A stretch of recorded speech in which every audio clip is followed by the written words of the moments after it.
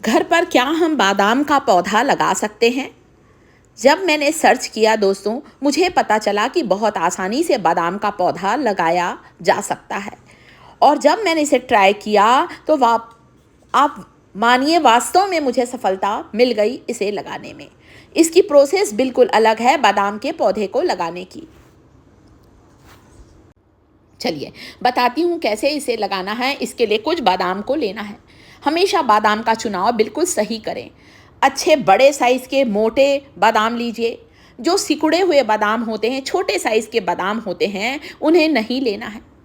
इस प्लास्टिक के डब्बे में टिश्यू पेपर बिछाकर बादाम को मैंने 20 दिन के लिए फ्रीज में रखा था ताकि इसमें अंकुरण हो सके।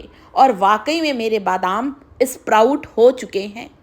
ध्यान से देखिए आप लोग, मेरा YouTube परिवार इस तरीके को जाने समझे तो ही आपको बादाम के पौधे को लगाने में सफलता मिलेगी। 7 से 8 बादाम लिया है।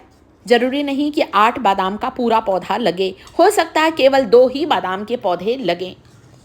इसके लिए हमें बहुत इनकी केयर करनी पड़ती है। मैंने यहाँ 8 से जो 10 बादाम लिए थे रात भर पानी में भिगाया। अगले दिन मैंने बादाम को एक प्लास्टिक के डब्बे में टिश्यू पेपर बिछाया। टिश्यू पेपर को थोड़ा सा मैंने गीला कर लिया और ऊपर और नीचे दोनों तरफ टिश्यू पेपर से बादाम को लपेट दिया। 15 दिन मैंने इसे बिल्कुल भी टच नहीं किया। 15 दिन के लिए फ्रीज में रखा क्योंकि इसके लिए बिल्कुल ठंडा वातावरण चाहिए।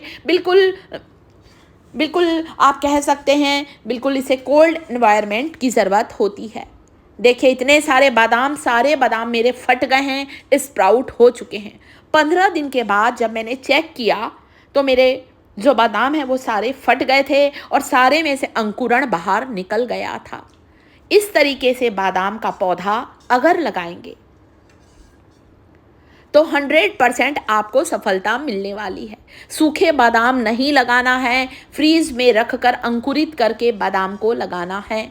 100% आपको यहाँ सफलता मिलेगी। सारे बादाम को लेते जाइए, एक मिट्टी का गमला तैयार कर लीजिए। यहाँ पर मिट्टी में मैंने थोड़ा सा कोकोपीट मिलाया है, थोड़ा सा वर्मी कंपोस्ट मिलाया है। एक एक करके सारे बादाम को आपको इस मिट्टी में लगाना है, कुछ इस तरह से। जहाँ से स्प्राउट हुआ है, जहाँ से फटा है, आप वहाँ से इसे लगाइए और वापस थोड़ी थोड़ी मिट्टी से आप इसे कवर कर दीजिए। देखिए कैसे नहीं आपका बादाम का पौधा पनपेगा, लगेगा। 100% आपको इसका रिजल्ट मिलेगा।